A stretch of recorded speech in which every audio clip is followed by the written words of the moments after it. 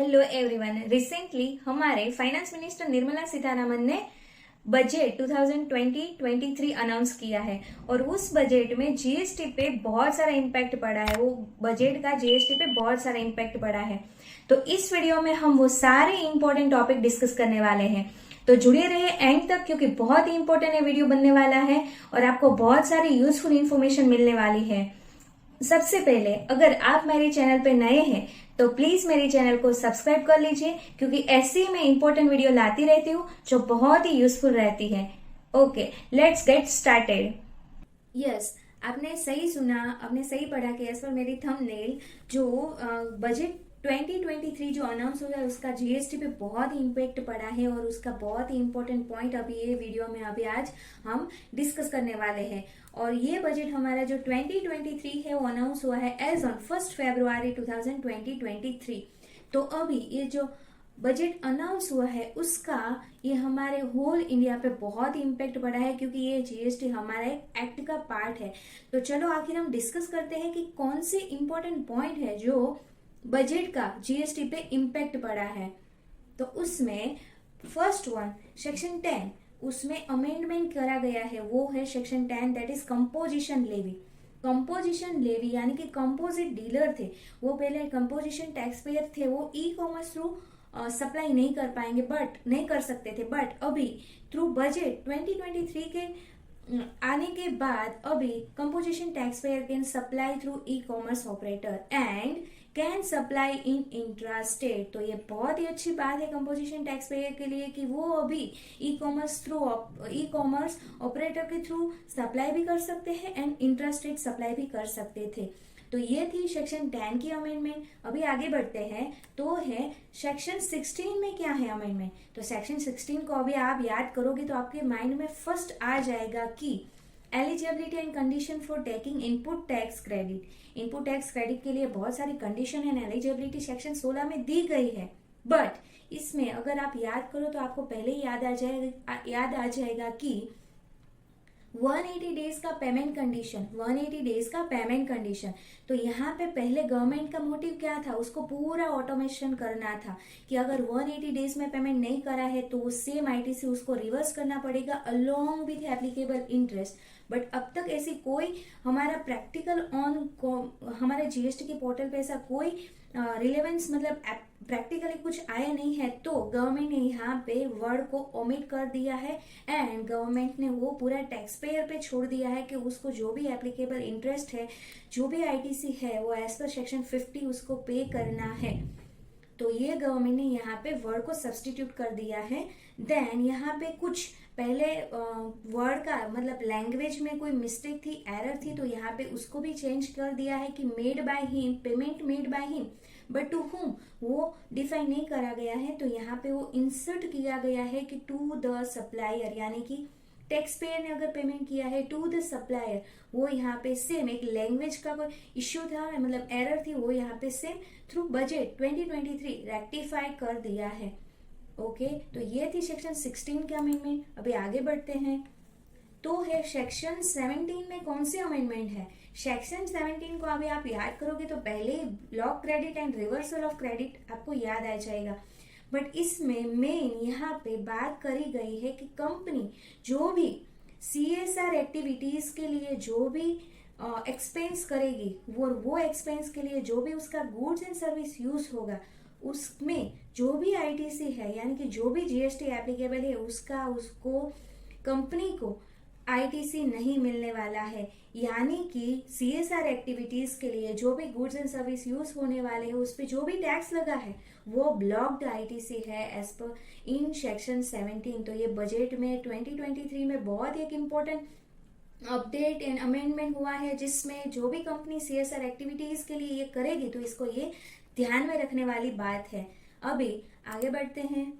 Okay, section 23 में substitution of a new section कर दिया है, यानी कि इसमें वर्ड को सब्सटीट्यूट कर दिया है और इसका इफेक्टिव डेट ऑफ एप्लीकेशन है 1/7/2017, यानी कि इसका रिट्रोस्पेक्टिव इफेक्ट दिया गया है कि कौन से पर्सन है who have not liable to for registration, यानी कि वो रजिस्ट्रेशन ना ले तो भी उसको चलेगा। तो यहाँ पे पहले क्लैरिफाई कर दिया गया है कि नॉट लायबल टू पे टैक्स और होली एग्जेम्प्टेड फ्रॉम टैक्स है, यानी कि जो भी बिजनेस सप्लाई ऐसे गुड्स एंड सर्विस करता है कि जिस पे टैक्स नहीं है and wholly exempt from tax है, तो उनको जीएसटी में रजिस्ट्रेशन अगर ना भी ले तो चलेगा। एंड देन एग्रीकल्चरिस्ट, जो गवर्नमेंट नोटिफाइड करती है वो एग्रीकल्चरिस्ट को भी जीएसटी रजिस्ट्रेशन लेने की जरूरत नहीं है। और आगे बताया है कि गवर्नमेंट रिकमेंड करेगी कि ये पर्सन को एग्जेम्प्ट है for obtaining registration under this act, यानी कि जीएसटी में इनको रजिस्ट्रेशन लेने की जरूरत नहीं है।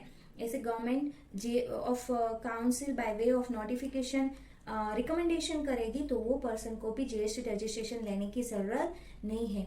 तो ये था substitution of new section for section 23। तो ये 23 का एक अमेंडमेंट था। अभी आगे चलो देखते हैं। Okay, section 56। सेक्शन 56 बहुत ही अच्छी एक बात करती है जो गवर्नमेंट के पॉइंट ऑफ व्यू में है, क्योंकि गवर्नमेंट को इसके कारण एक जो लॉस ऑफ रेवेन्यू था उसमें एक उन्होंने थ्रू बजट अमेंडमेंट कर दिया है कि इंटरेस्ट ऑन रिफंड में वर्ड का सब्सटीट्यूशन है। उसमें ऐसा है कि पहले क्या था, इंटरेस्ट कैलकुलेशन कहाँ से था, immediately after expiry of 60 days था। कहाँ से, from date of receipt of application, यानी कि इमीडिएटली था एक्सपायरी ऑफ 60 डेज। बट अभी गवर्नमेंट ने यहाँ पे थ्रू बजट 2023 से यहाँ पे वर्ड को सब्सटीट्यूट कर दिया है और वो है डिले बियॉन्ड 60 डेज। ये इनके कारण गवर्नमेंट को यहाँ पे उनकी जो लॉस ऑफ रेवेन्यू हो रही थी उसमें उसको बेनिफिट मिलेगा। तो ये था अमेंडमेंट इन सेक्शन 56। ओके, अभी आगे बढ़ते हैं। तो अभी यहाँ पे सेक्शन 122 में भी अमेंडमेंट आया है और ये स्पेशली लेके आया है पेनल्टी क्लोज। किसको एप्लीकेबल है, ये है एप्लीकेबल ई कॉमर्स ऑपरेटर को अभी पेनल्टी क्लोज एप्लीकेबल है और उसके लिए अमेंडमेंट लेकर आया है सेक्शन 122 और बजट हमारा 2023। ओके, यहाँ पे इलेक्ट्रॉनिक ई कॉमर्स ऑपरेटर अगर ऐसे पर्सन से गुड्स एंड सर्विस में सप्लाई करता है जो अनरजिस्टर्ड पर्सन है but other than exempted from registration by way of notification, यानी अनरजिस्टर्ड पर्सन के साथ काम करते हैं बट वो बाय वे ऑफ नोटिफिकेशन के अलावा वाले पर्सन है।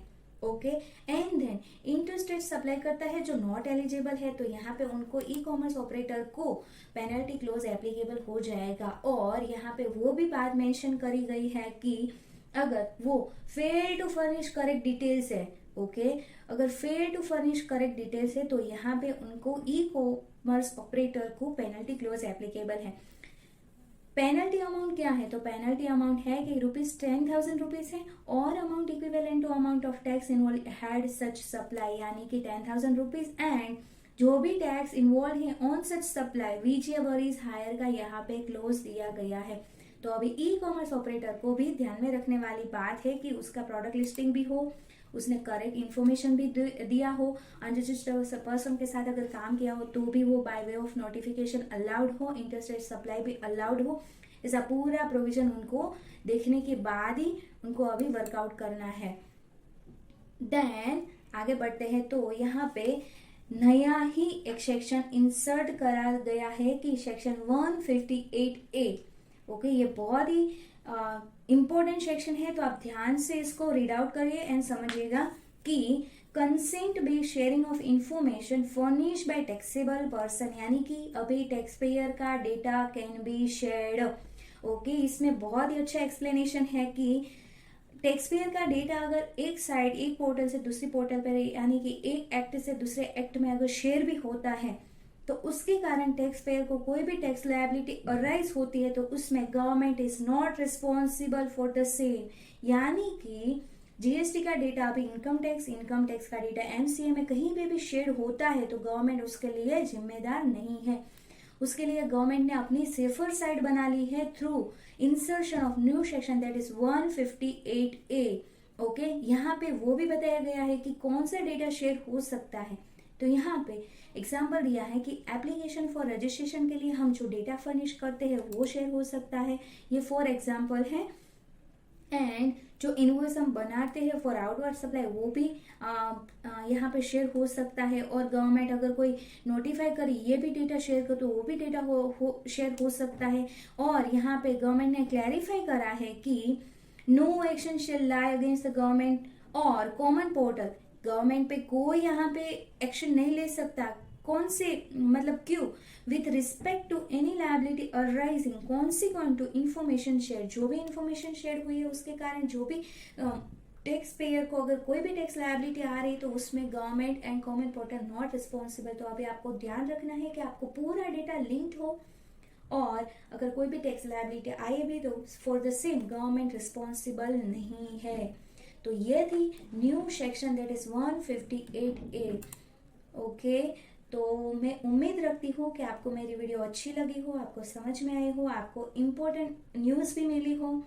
तो ऐसे ही मेरी इम्पोर्टेंट न्यूज़ अपडेट्स के लिए आप मेरे चैनल को लाइक, शेयर एंड सब्सक्राइब जरूर कीजिएगा।